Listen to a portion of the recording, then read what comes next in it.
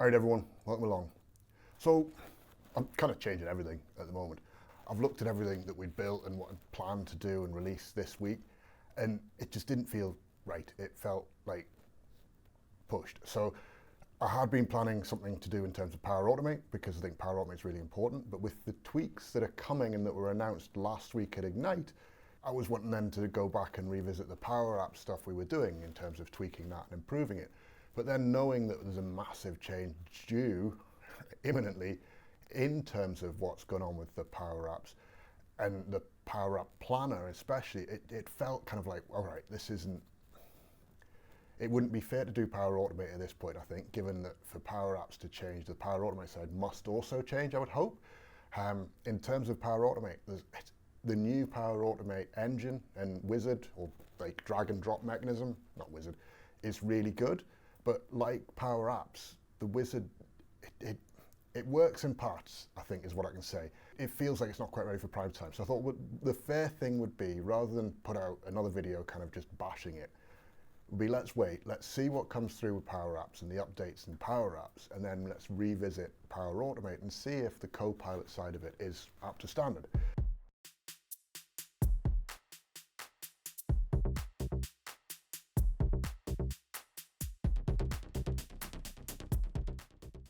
So where does that leave us? What that leaves us is, well, we'll go to the next step, which is where we're going to start looking at one of the results of all these kind of things in terms of our Power Apps and our Power Automate work and everything else that we do, which is kind of evolving a report pack. So one of the report packs that I've got and that's kind of used in the real world is the one for Jesmond Dene parkrun. Now, in terms of that, this started probably as the first version was done way back in 2020. So we're now kind of 4 years on. It'd be well worth revisiting and doing stuff with it. We did do an interim release, I think in 2022, I think I updated it from memory, and it's been running ever since. But there have been a couple of tweaks, there have been a couple of things that have come through, and there's also some interesting things now. We've got a lot more data, which is, again, this is one of those realities that as your model progresses and you can actually get to the point where you've got meaningful data over a proper period of time, because let's be honest, when you just import data from various sources and kind of like, there's an element of finger crossing and hoping that it's kind of going to be good enough, versus where you've built the process, you've run the process, it's been executed consistently, you can have a bit more confidence in those data results. So I thought we'd have a look at the report and have a look at some of the issues I have with the report in terms of what's going on with it, but also really where the next steps are going to be for this report, because that is ultimately just as important. We need to be able to kind of start thinking about what are the next steps going to be. So let's cut on over and see what's going on in Power BI.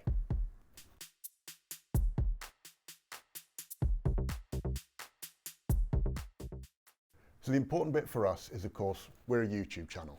So please like and subscribe, get involved, give us your comments, tell us what you like, what you don't like about what we're doing. Is this something that's interesting to you? Would you like to see more in terms of how can I get more information out of the parkrun data sets for myself or for my parkrun? Happy to help you.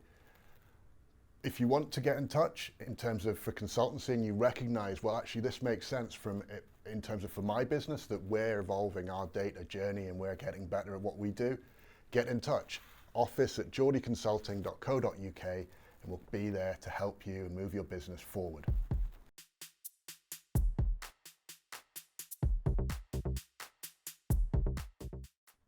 So here we are. I'll not put my face over it so you can actually properly see and experience the report that we've built.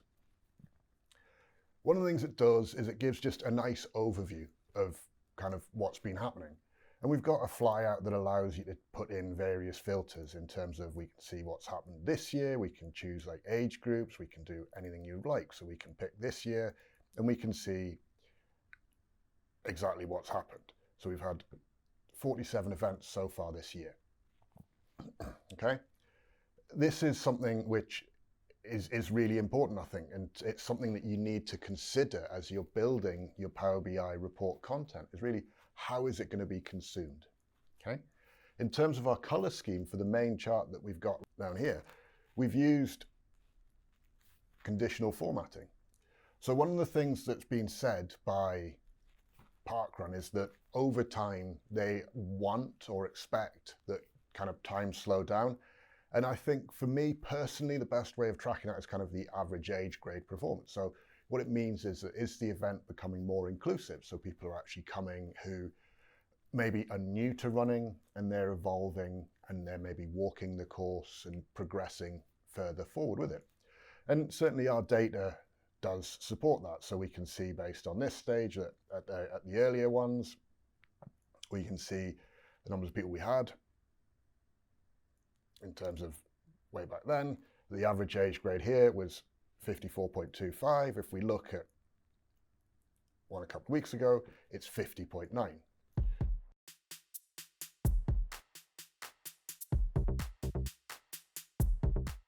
We've also got our spikes in performance. Now again, this would be something if we were looking at a corporate side, we'll explain the spike, what's happened. So we can see here, this is Great North Run weekend. So surprise, surprise, we had lots of people. We had another YouTube channel, 4D Runs, who came, they brought a lot of people with them. The team coped. We had, as I say, 546 people finished, 523 scanned their barcodes. That's the difference between it. What we've also seen is obviously it being Great North Run weekend, so we've got like a really low age grade. So there's lots of people thought, well, I'm just going to walk it because I'm going to run a half marathon in 24 hours. Don't blame them. We can see that consistently. And this would be a perfect example of where we would talk about having a holiday calendar. So, in our holiday calendar, we would mark to say Great North Run weekend, and then we would track over the previous Great North Run weekends, has the age grade changed? And we can see them and pick them out from the high data, the high volumes. So we can see the year before in 2023, we had 440, so we had less people. We had a slightly lower age grade, sorry, higher, isn't it? Yeah, slightly higher average age grade. The year before, we had 288, and again, it's higher still, 49. So you can see kind of we've got more people coming, and because more people are coming, they're in the nicest way, they're coming to enjoy the event rather than to try and push and get a great time. I think that's probably what we'd say for the Great North Run weekends. But by tracking those in a holiday calendar, that would make a big difference.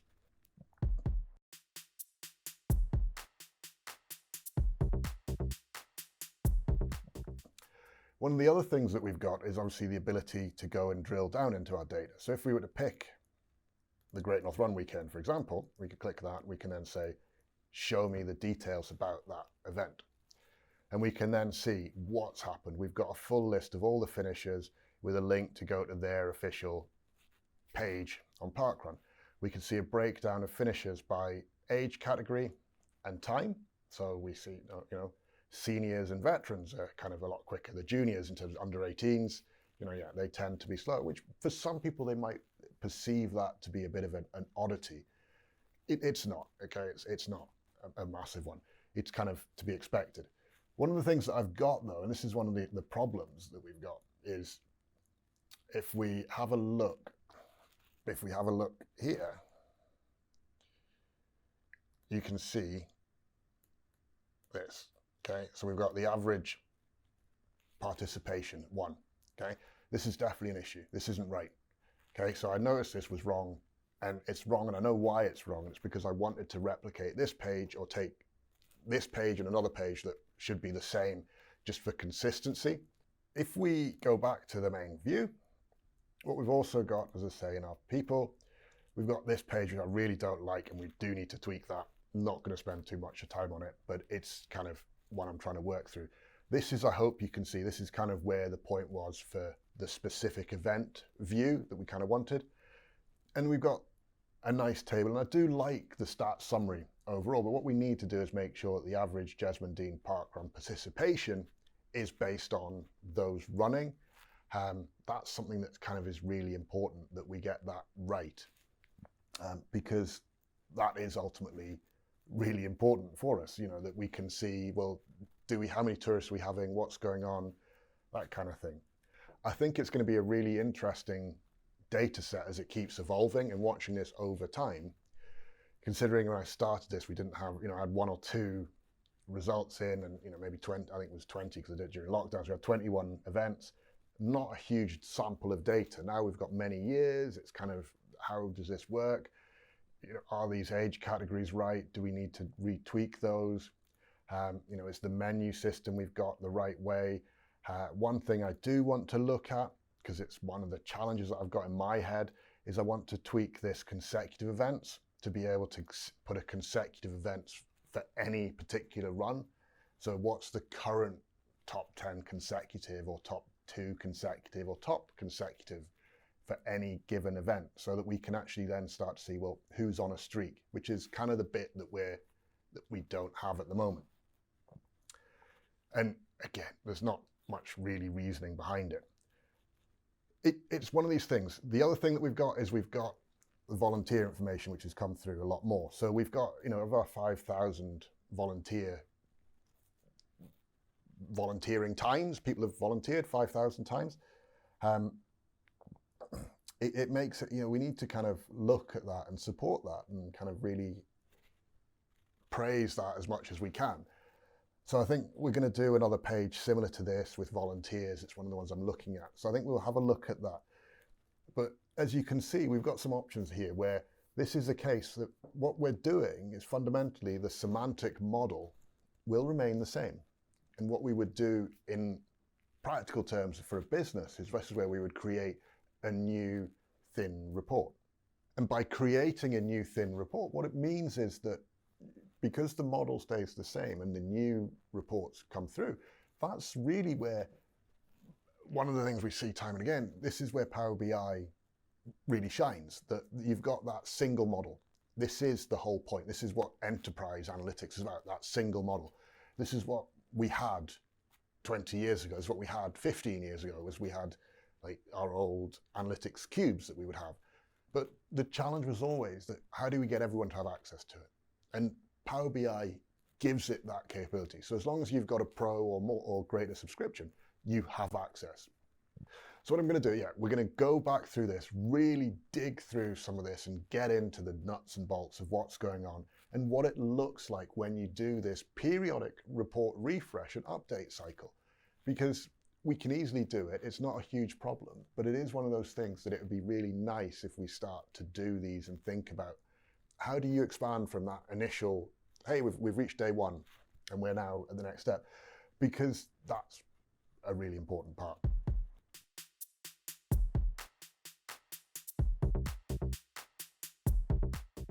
So what do you reckon then? In terms of what we've built with Jesmond Dene, we've got a really nice report pack that emulates that starting journey for a lot of clients that we've gone through. We've built something based on, hey, we've never had something before. In terms of our parkrun run data, we've kind of got, you can copy and paste single spreadsheets worth of data out. That's not a difficult one. But then how do you combine those and bring those together? And that combining data sources and putting them together is kind of, that's the basis of what cubes were. That's the basis of what this is now. We're kind of combining that data. Suddenly you've got a huge pool of data that you can actually really analyze and see what's going on. But the point is always going to be the same, isn't it? That the assumptions that you made at the beginning of a project or at the beginning of an implementation are not necessarily going to be the real ones. I think there's the phrase, isn't there? No plan survives contact with the enemy. No implementation plan survives contact with the user base. This is very similar.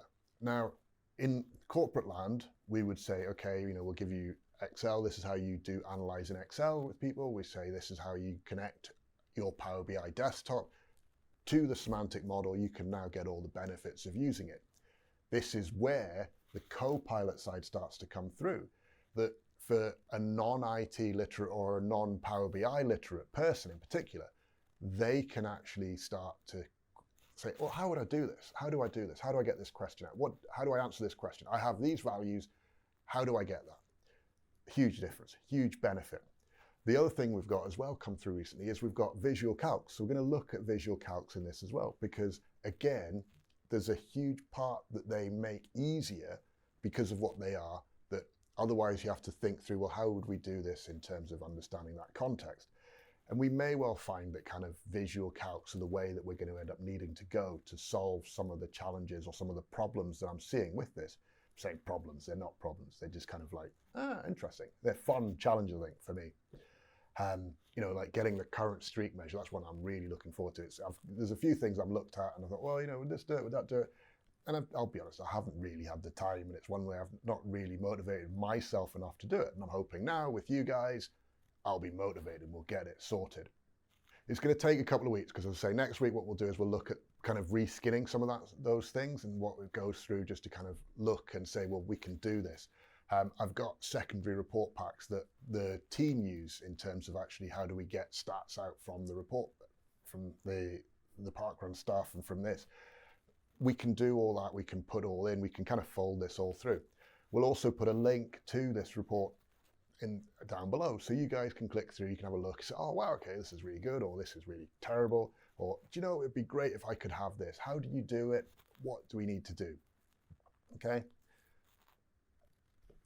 But the main thing with this is that ongoing report refresh cycle that you have to do. You know, you will look at reports, and it's about also understanding that there's a difference, isn't there? That we've gone through, that there's 3 layers. We've got the data ingestion layer, we've got the model layer, and we've got the report layer. And what we're talking about here is the tweaks we make to the report layer. And those tweaks will be real and they will be ongoing. Your report layer tweaks will never stop. You know, that's kind of the most frequent refresh cycle that you will have in your business or in your data landscape, is that refresh cycle. Because the important one in terms of actually what everything is the model layer.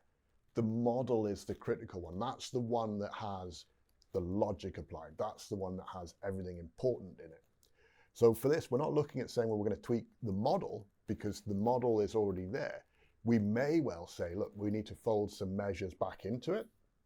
And at that point, that's where you would then do a model update.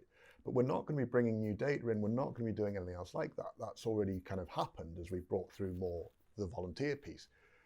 It's now going to be in terms of saying, how do we actually properly report and understand what this all means based on, hey, we've got this big pool of data and the pool of data is getting bigger and bigger. Are there different insights that we can get from it? So we can test and see, you know, what insights can Power BI find for us, which again is one of those co-pilot functions, isn't it? So stick with it, and I hope you'll enjoy it. Right? This is definitely going to be an interesting one. For now though, stay safe, take care, ta-da.